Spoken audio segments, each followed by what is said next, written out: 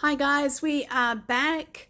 Now, just a little footnote on the last video. I really don't know everything. As I mentioned, God says that we know in part and we prophesy in part.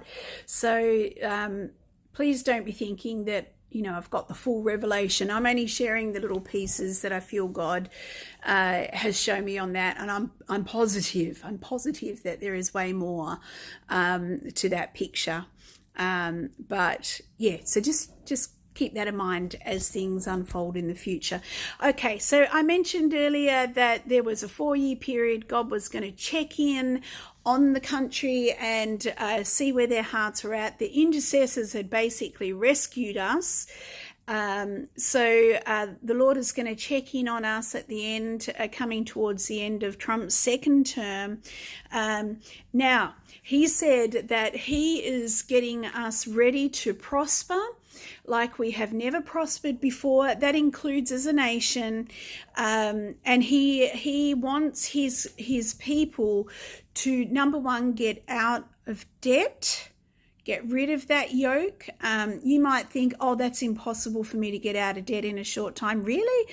You serve a big God, and he can bring, if you're open to it and you have a heart that's open to it, he can bring things about that will blow your mind. But he desires that you get out of debt, number one. Number two, that you prosper.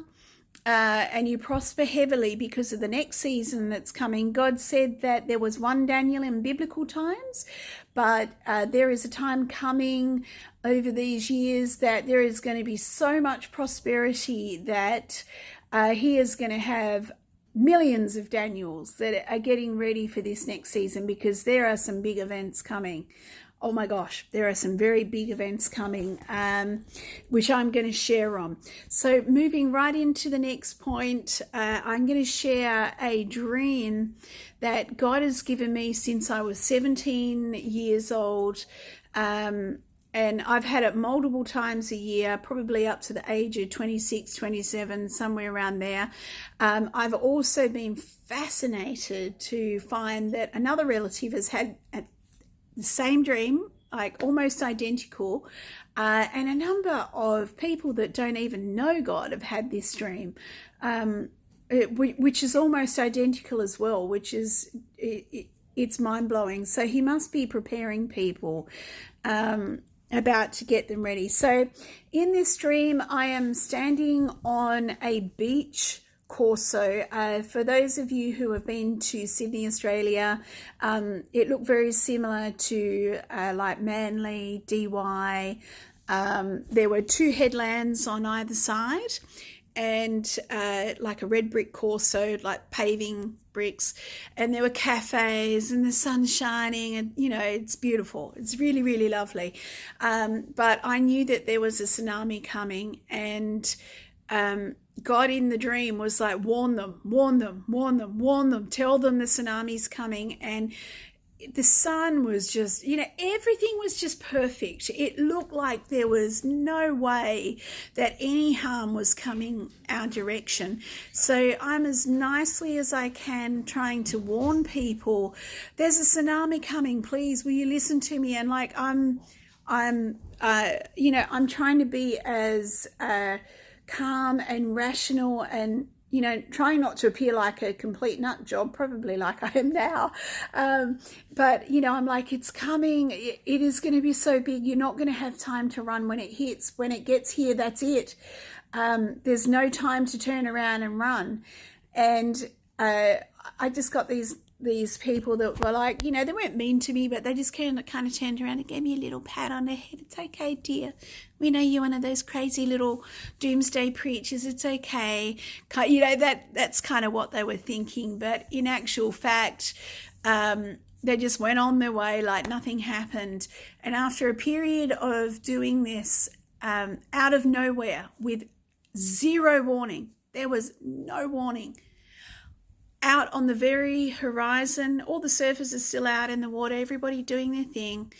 Out in the very horizon was a tsunami, hundreds of feet tall. I have since looked at videos of the Japanese tsunami and the like, and Nothing even comes close to the size of this wave that I saw coming. As I said, there were headlands on both sides of the Corso, and this wave was so big, it was hundreds of feet taller than the headlands. And from the time that I first saw this tsunami coming to when it hit was seconds. There was its own wind system. As the wave was coming, it was moving so fast that there was like a gust of wind. Excuse me, I've just got to take a sip. Got a little tickle in the throat. There was a gust of wind that was actually being pushed ahead of the wave. So it was like it created its own wind system. It's the only way I can describe it. And right as the wave was about to come and hit, I'm thinking to myself, this is it. I'm a goners. I'm dead. Right as it's about to hit, there were two twin girls standing nearby, and instinctually I grabbed the two girls and I put them under my arms and I like hunkered down over the top of them. And right as I grabbed them, this glass dome that has literally come over me in my childhood, and this is why I think it's not metaphorical. I think the Japanese girls are metaphorical. I'll explain that in a moment.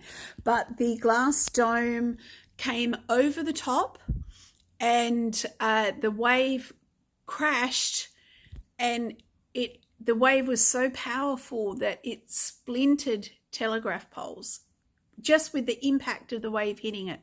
It literally exploded things. It was so powerful. And for a long time, I'm crouched down under this dome and I'm looking up and watching everything get washed over the top. There was even a massive dump truck that got smashed against the edge of the dome. It got wedged up on its tail, and the force of the water was actually pushing it against. It was pushing it against the glass dome, and it eventually got pushed over. But that is how vivid this dream was, and in what felt like an eternity waiting for this wave to go over to subside. By the time it subsided, the glass dome lifted off, and I stood up to look at and try and comprehend what had just happened. And I literally was turning around, looking at everything. There was nothing left. There was nothing. There wasn't a tree standing. There wasn't a pole standing. There wasn't a structural framing of buildings. Everything had been blown to smithereens as far as the eye could see. And this overwhelming feeling I had was that life as we knew it was over. There was nothing left. Like the entire infrastructure of the whole country had been destroyed. That was the sense that I had. And this was not just America. This was global. Everything was decimated in seconds, gone. There was no preparing, there was no planning, there was no getting to higher ground. This wave moved so fast from the time you saw it out in the ocean to when it hit was seconds. It was moving that fast. So I think the dream was literal. I'm 100% confident that it was literal. The two girls, I've asked the Lord about, because I always felt they were metaphorical, and for years I couldn't understand what they were. And only recently the Lord said to me that it was a metaphorical statement that it would be like Japan. There would be not one wave, but there would be two. There's two waves coming. So all I can say is I know what I experienced and what I saw, and it was a complete wipeout. Now, as I said, I've always questioned that. Never in my wildest dreams can I imagine or dream up anything that would even come close to that. However, just in the last week, I have seen Tom Horn. I do believe he runs an organisation called Skywatch, but he had come out saying that he believes that there is an asteroid going to hit the Earth. He had a dream about it. I'm going to put some videos up. I urge every single Christian to watch. You must watch this video and get the material that Tom has made available. He had a dream about this, but he then has the scientific evidence to back up what he saw. God even named the asteroid in the dream to him. He went to his buddies, and there is such an asteroid coming that if it hit the Earth, it would cause the destruction that I'm talking about, total annihilation of just about everything in seconds. So I really urge you, please go and look that up. Tom actually believes that it's the wormwood prophecy in the Bible, and I'm 99% sure this is what it is. So the reason why I'm saying this also, so it's not just a preparatory thing. It is a warning for the Christians. I love California, but not in a million years am I going to live anywhere near that coast. This wave will go hundreds of kilometers inland, and what I saw was the entire coastal areas of the US were just a mess. The only place, strangely enough, and God gave me a dream about this. If you want to know it, message me. I'll get a video out to you. But the only place I saw that wasn't completely decimated was New York, which was really odd. But I think that's because of the intercessors. God showed me that there were intercessors from a few hundred years ago that saw this coming, and I saw them going into a broom closet that was so small. This woman, she was tiny, she had on a little work apron, she saw what was coming, and it was so small she was only 5 foot. She had to turn sideways to fit in there, and she went in there for days praying for mercy for New York. I probably will share on that at another time. But so the Lord said, this is a message for the Christians to go and buy land, buy what do you call it? Land, that's in away from these coastal areas, and buy up big. He said it's worth nothing now, but he said nobody will want to live anywhere near the ocean after this event. So he's actually trying to get ready. Now, Tom said that this asteroid is potentially predicted to hit the Earth. I think he said 2029 or 2030. So we don't have a whole lot of time to prepare for this. But this, I believe, is what God is getting ready to prosper the US for. He promised that he doesn't leave his people high and dry without a plan and without taking care of them. He took care of the Israelites in the desert, and he's going to take care of the US. So I highly encourage you, go buy rural. That was what I was trying to think of. Buy rural, that's a hard word to say, rural land, because it is going to be, it costs nothing now, but it is going to be like gold at that point. And this is part of God setting up the Daniels. So I'm going to get on to, I've actually got over most of the bulk of what I've got to share for the US, but God said that he is going to, I feel him so strongly right now. And it's for a reason. This is on his heart. This is so his heart. He said he's going to reshape the US economy. He showed me that at the end of this coronavirus, he said that we will not recognize the the business landscape across the US. He said that a lot of old business systems are going. They are satanic systems. There's a lot of satanic businesses that are actually owned by Satanists that are going to collapse. And the Lord said, don't worry. If you see them disappear, don't panic. Just know that they weren't mine.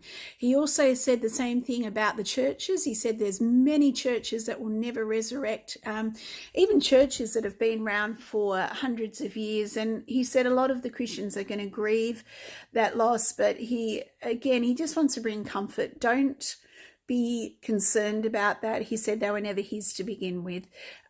He said that the healthcare system,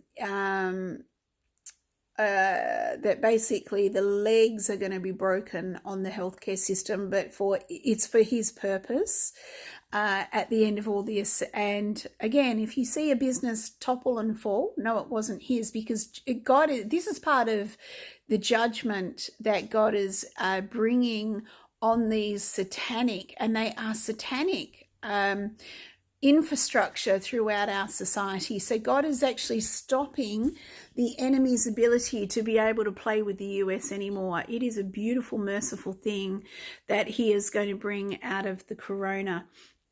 So the economic landscape, he said very specifically that manufacturing is coming back to the US, and it will be grand.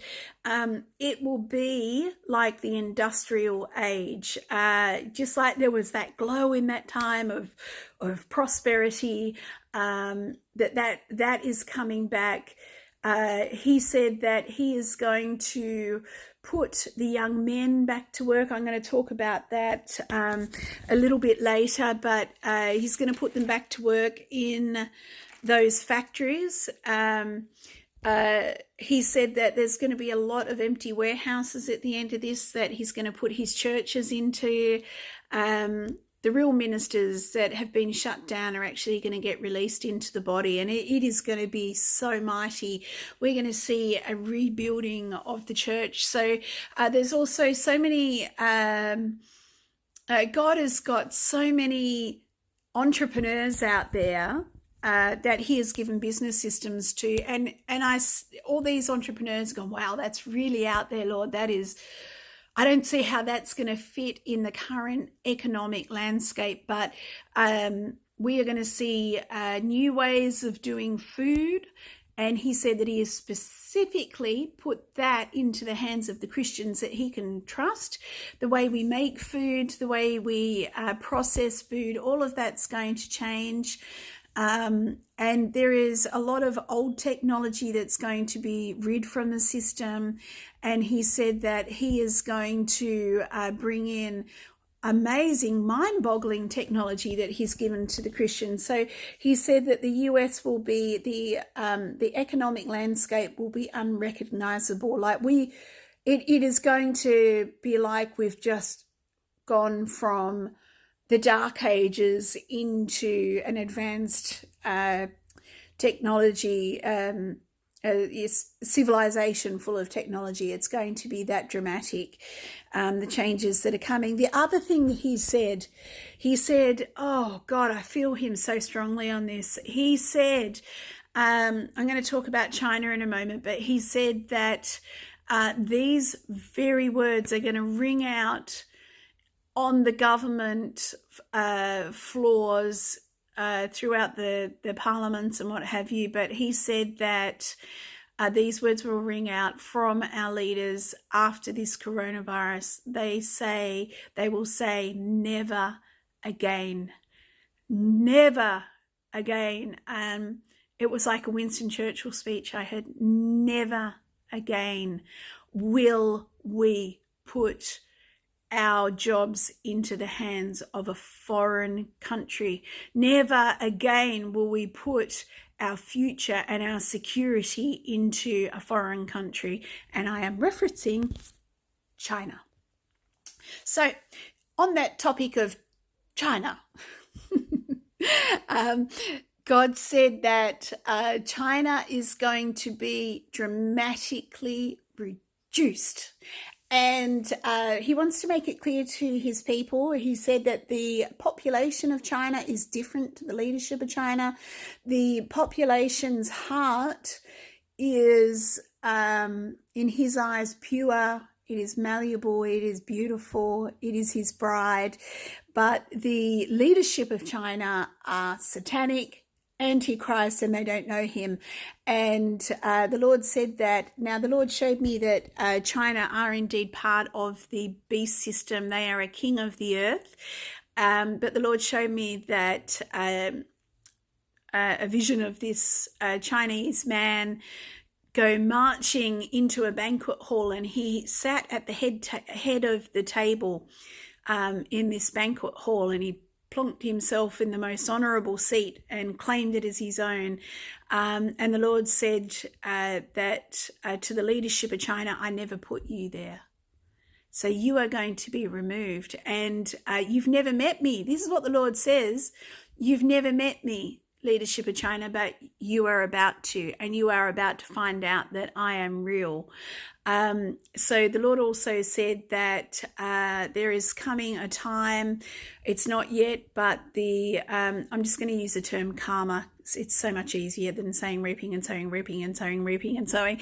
But I'm just going to use the word karma, that the karma that the leadership of China have sown is about to spring back on them. When I say about, it is a little bit into the future.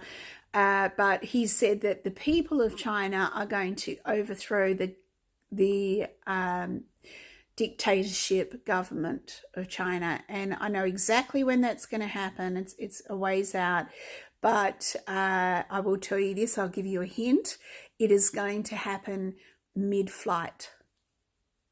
So there's a little hint there. It is going to happen. So God is going to reduce China on the world stage, and they will wish that they had never messed with the US, because the US belongs to God. Okay, so on that point, I'm going to finish it on this. The Lord said that the law of reaping and sowing, karma, is also about to hit the Democratic Party. You have stretched your karma band out tight, and like the Lord said, he puts the law of reaping and sowing into the fabric of the universe to protect victims and to ensure that evil has time limits set on its reign. Your reign is about to come to an end, Democratic Party. It's coming.